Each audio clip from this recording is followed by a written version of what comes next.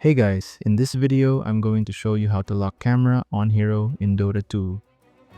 Locking the camera keeps your hero centered on screen, which helps newer players track fights and movement. In-game, double tap F1 by default for select hero hotkey. This will reset the camera back to your hero. To fully lock it, go to Settings, then Game. Select the Camera tab. Enable, hold select hero to follow.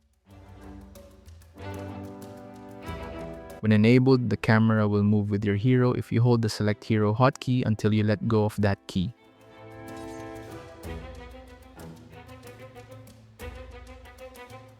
Naturally.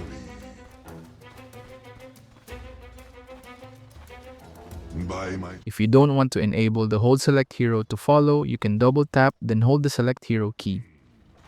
This functions the same as the select hero to follow setting. Through shady lanes. And that's how to lock camera on hero in Dota 2. Thank you so much for watching.